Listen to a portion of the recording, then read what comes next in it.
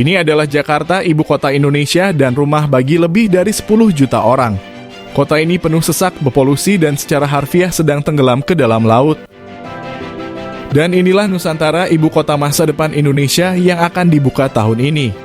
Memang Nusantara belum siap sepenuhnya, tetapi Nusantara dijanjikan menjadi kota cerdas di tengah hutan dengan biaya perkiraan sekitar 466 triliun rupiah. Nusantara diharapkan jadi sebuah kota metropolis berteknologi tinggi yang ditenagai oleh energi terbarukan dan menyatu dengan lingkungan sekitarnya. Tetapi benarkah semua itu?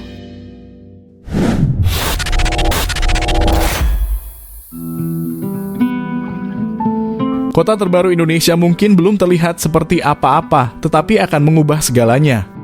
Nusantara akan 4 kali lebih besar dari Jakarta. Konstruksinya sedang berlangsung untuk tahap pertama dari 5 tahap yang semuanya dijadwalkan selesai pada tahun 2045. Ini direncanakan dibangun hanya untuk 2 juta penduduk dan mungkin akan tampak terlalu besar.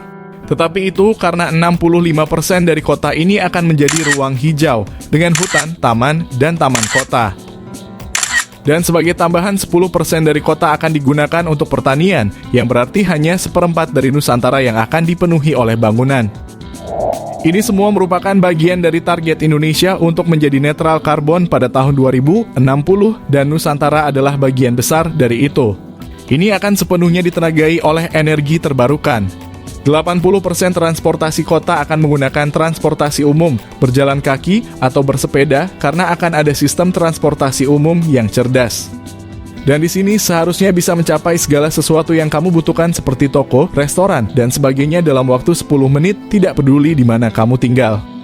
Dan hutan yang merambat melalui kota akan membuat Nusantara terasa lebih seperti sesuatu dari avatar daripada kehidupan nyata jika semuanya sesuai dengan rencana. Dan kelihatannya tinggal di sini menyenangkan. Nusantara memang terlihat seperti surga, bahkan mungkin terlalu bagus untuk menjadi kenyataan. Tetapi mengapa sebenarnya Nusantara dibangun? Indonesia adalah negara kepulauan. Bahkan sebenarnya merupakan kepulauan terbesar di dunia dengan lebih dari 17.000 pulau. Sejak abad ke-17, ibu kota telah berada di sini di pantai utara Pulau Jawa, tetapi Jakarta tidak pernah dibangun untuk menampung 10 juta orang yang tinggal di sana. Saat ini ada 13 sungai terpisah mengalir melalui Jakarta dan banjir adalah masalah utama. Ini diperparah oleh manajemen air yang buruk. Populasi penduduknya bergantung pada air tanah yang juga berasal dari sumur-sumur. Sumur-sumur ini mendapatkan air dari sumur-sumur yang dalam sehingga menyebabkan tanah turun. Akibatnya, Jakarta tenggelam ke dalam laut. Kecepatannya bervariasi, tetapi beberapa tempat tenggelam hingga 4 cm setiap tahun, menjadikannya kota tercepat di dunia yang tenggelam. Bahkan 40% dari Jakarta sudah berada di bawah permukaan laut. Dan dengan lautan yang terus naik, Jakarta memiliki masalah besar. Mengingat seluruh situasi ini, Indonesia memutuskan untuk membangun ibu kota baru lebih dari 700 mil jauhnya, tepat di tengah hutan belantara. Ini adalah Pulau Kalimantan, pulau terbesar ketiga di planet ini dan ditutupi oleh hutan yang lebat. Pulau ini terbagi antara Malaysia dan Brunei di utara dan Indonesia di selatan. Dan di Provinsi Kalimantan Timur, Nusantara sedang dibangun. Tetapi mengapa di sini? Nah, lokasinya ini lebih sentral bagi Indonesia, memungkinkan konektivitas yang lebih baik antara pemerintah dan provinsi-provinsi lain.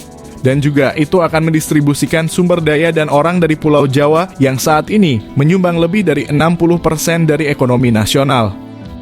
Kalimantan Timur juga lebih terlindungi dari bencana alam seperti banjir dan gempa bumi yang mempengaruhi sebagian besar Indonesia.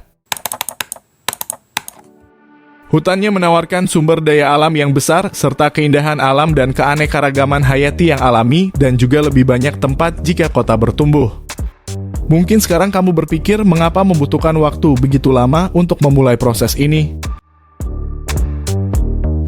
Nah, ide untuk memindahkan ibu kota sebenarnya bukanlah hal baru. Itu pertama kali dibahas pada tahun 1950-an di era Soekarno, tetapi tidak ada yang siap untuk mendorongnya sampai Presiden Jokowi menjabat. Dan pada tahun 2019, dia secara resmi mengumumkan rencana untuk memindahkan ibu kota. Tetapi sebenarnya apa visi ibu kota baru ini? 300 perusahaan berbeda telah mengajukan desain untuk Nusantara, tetapi sebuah perusahaan arsitektur dan desain Indonesia, Urban Plus, yang akhirnya dipilih untuk merancang sebagian besar kota. Visi mereka adalah menciptakan sebuah kota yang bekerja sama dengan lingkungan dan alam daripada melawannya. Sebuah lanskap perkotaan pintar yang menangkap keanekaragaman hayati Indonesia serta warisan budayanya yang kaya. Arti kata Nusantara sebenarnya adalah kepulauan, dan melihat sekeliling kota dengan jelas menunjukkan bagaimana para desainer telah berusaha menangkap identitas negara kepulauan itu. Jadi mari kita lihat detail beberapa desainnya. Jalanan yang terangkat dengan medan yang berbukit akan memberikan koneksi antara pusat transportasi, memungkinkan penduduk mengakses sistem transportasi umum yang sepenuhnya listrik, dan menghindari hutan. Jalan-jalan ini bersama dengan beberapa bangunan yang berdiri di atas tiang akan memungkinkan aliran udara yang lebih baik dan penyebaran air hujan yang merata di seluruh kota. Terdengar cukup rumit untuk memasang bangunan di atas tiang, tetapi ini bukan hal baru di Indonesia. Banyak rumah diangkat di atas tanah untuk melindunginya dari banjir, dan teknik yang sama juga digunakan di sini, di Nusantara. Tetapi itu belum semuanya. Jantung kotanya adalah Istana Presiden. Karya unik ini akan berbentuk Garuda, burung mitos dalam simbol nasional Indonesia. Garuda mewakili pengetahuan, kekuatan, dan keberanian. Dengan sayap kaca raksasanya akan membentang sepanjang 177 meter di sepanjang jalan di tengah kota. Dan itu pasti akan menjadi luar biasa jika Indonesia benar-benar mampu membangunnya.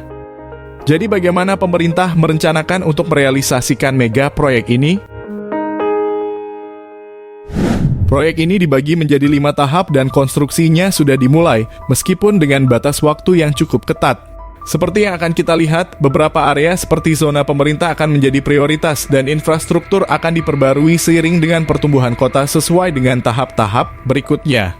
Tahap pertama dan mungkin yang paling ambisius memiliki jadwal waktu hanya 2 tahun dan dijadwalkan selesai tahun ini.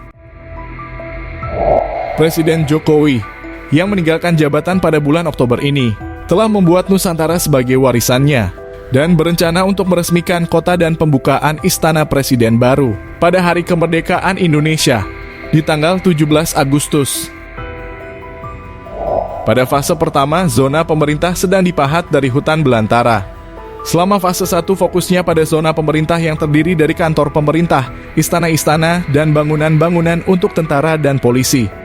Tahap-tahap berikutnya dari konstruksi akan memiliki lebih banyak waktu, dengan rentang 4 hingga 5 tahun perencanaan untuk setiap tahap terpisah. Fase kedua fokusnya adalah area yang disebut area penggunaan campuran dan dijadwalkan tahun ini. Ini berarti area akan dikembangkan untuk industri dan bisnis, serta lembaga pendidikan, makanan, dan retail. Pada akhir fase ini di tahun 2029, pemerintah merencanakan 1,2 juta orang pindah ke Nusantara. Sulit dipercaya ketika melihat pembangunan di sana hari ini, yang dalam 5 tahun 1,2 juta orang akan tinggal di sini. Apakah kamu berpikir itu akan mungkin terjadi? Fase ketiga yang akan dimulai pada tahun 2030. Kita akan melihat pengembangan sistem transportasi massal, serta perluasan proyek-proyek pengelolaan limbah dan air, serta pada pengembangan ekonomi bisnis lokal. Jaringan kereta api regional akan dibangun sebagai bagian dari tahap 4, serta perluasan layanan pendidikan dan kesehatan karena peningkatan populasi yang diproyeksikan meningkat.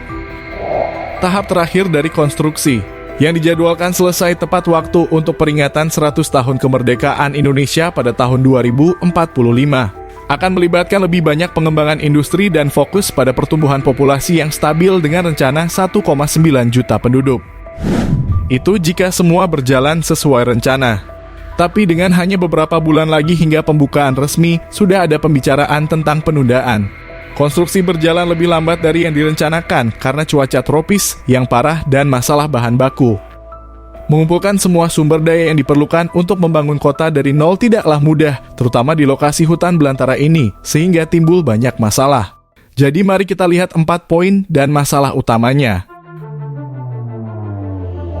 Pertama, ada banyak operasi pertambangan ilegal di area ini. Kalimantan Timur memiliki cadangan sumber daya alam yang besar seperti batu bara, minyak, nikel, dan emas. Menurut survei dari Menteri Lingkungan dan Hutan, Siti Nurbaya Bakar, di situs Nusantara saja ada sekitar 29.000 hektar tambang terbengkalai. Untuk melanjutkan konstruksi, lubang-lubang ini perlu diisi kembali dan meskipun seharusnya dilakukan oleh perusahaan pertambangan, pemerintahlah yang sebagian besar membayar untuk itu. Kedua, pendanaan juga tampaknya menjadi tantangan besar. 20% dari anggaran 466 triliun berasal dari negara Indonesia, tetapi 80% sisanya seharusnya dibiayai melalui investasi domestik dan asing. Tetapi ini terbukti cukup sulit. Investor besar seperti Jepang mundur pada tahun 2022 karena mereka tidak lagi dapat menyetujui kondisi investasi. Dan meskipun Indonesia menawarkan keringanan pajak dan hak atas tanah kepada investor potensial, sepertinya sampai saat ini belum ada investasi besar yang ditandatangani. Tapi pada tahun 2023, pemerintah mengatakan mereka telah menerima surat dari 323 investor, sebagian besar berasal dari Asia. Dan juga Australia yang secara resmi telah menandatangani investasi, tapi ini relatif kecil dan dengan tawaran teknisi ahli untuk membantu dengan pengembangan. Ketiga, para kritikus dalam negeri mengatakan bahwa rencana ini telah dipercepat melalui parlemen tanpa pengawasan yang tepat dan Presiden Widodo seperti terburu-buru membuka kota sebelum meninggalkan jabatannya. Aliansi Masyarakat Adat Nusantara disebut juga aman, berusaha memperjuangkan hak-hak masyarakat adat. Dalam laporan mereka mengatakan bahwa 21 komunitas adat tinggal di situs Nusantara dan mereka memperkirakan setidaknya 20.000 orang asli harus dipindahkan. Jadi solusi masih perlu ditemukan untuk lebih mengintegrasikan penduduk setempat ke dalam proyek ini. Dan terakhir, beberapa mempertanyakan zona hijau Nusantara.